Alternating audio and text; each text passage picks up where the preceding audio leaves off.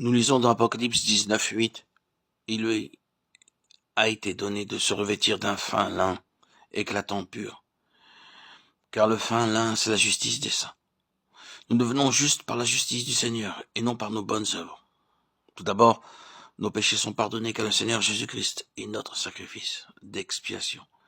Maintenant, nous devenons plus justes en recevant plus de sa vie.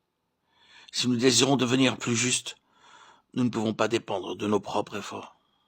Mon vêtement est-il blanc, ma lumière brille-t-elle? Ceci montrera si je suis juste. Sa lumière nous sera montrée plus pleinement et clairement à mesure que nous devenons plus justes. Ceci est notre déclaration. Comme la vie du Seigneur Jésus-Christ coule en nous en plénitude, il est lui-même, en tant que personne vivante, ma justice.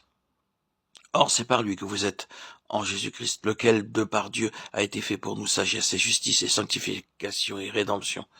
1 Corinthiens 1:30. Ainsi, lorsque le Seigneur Jésus-Christ prend l'entière charge de nos projets, de nos plans, il devient notre sagesse. Alors que nous absorbons la vie du Seigneur Jésus-Christ comme une éponge absorbe l'eau, il devient notre justice. Nous nous abandonnons à lui afin qu'il nous utilise comme il le désire. Puis il dit plus loin d'acheter de lui un collier pour oindre tes yeux afin que tu vois. Apocalypse 3:18. Les orientaux utilisent une sorte d'ongue lorsque leur vue baisse. Avec l'aide de cette ongue, ils n'ont pas besoin de lunettes. J'ai vu beaucoup de gens sans lunettes qui pouvaient voir plus clair en appliquant un collier. Ma mère, à l'âge de 89 ans, pouvait voir clairement sans lunettes. Elle avait l'habitude d'utiliser un collier.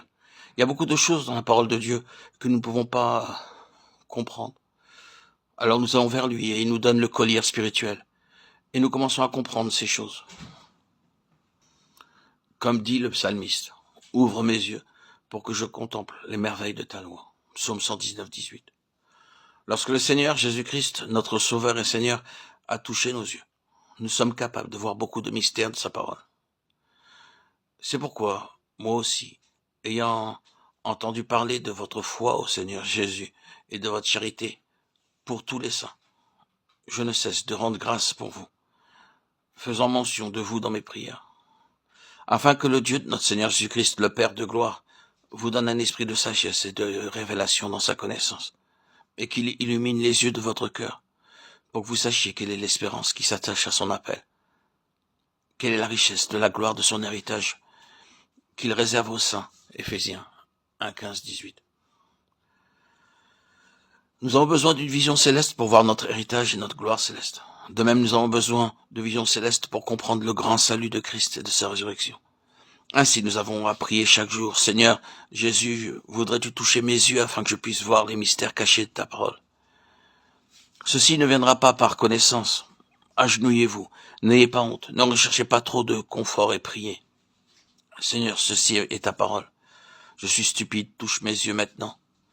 Je désire voir tes choses cachées. Et ceci est la promesse du Seigneur.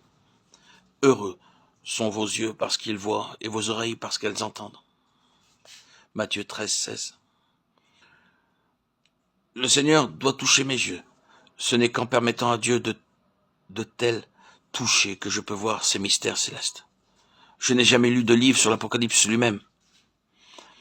Je me suis juste agenouillé avec quelques feuilles de papier ici et là, et j'ai persévéré dans la prière. Seigneur, s'il te plaît, montre-moi les choses que je ne pourrai jamais voir dans aucun autre livre, ou entendre par aucun prédicateur, ou apprendre d'aucun docteur. Seigneur, enseigne-moi toi-même ce qui est écrit dans l'Apocalypse. Alors j'ai commencé à voir. Je vis clairement que Dieu a caché dans sa parole beaucoup de mystères. Vous aussi, vous devez réclamer par la foi cette révélation, et jour après jour, vous verrez les différents passages ou portions de nombreux messages cachés, de mystères célestes. Vous réjouir, vous conduire et vous fortifier dans votre marche. D'expérience. Vous avez 7 expériences. La première est l'amour. La deuxième est de souffrir joyeusement sans murmurer. La troisième est la séparation d'avec le monde. La quatrième est l'affranchissement des coutumes, des traditions, des rites et des cérémonies humaines. La cinquième est de veiller pour être prêt pour sa venue. La sixième est l'entrée par les portes ouvertes en apprenant comment gagner des âmes pour lui et en trouvant celles qui sont préparées par lui.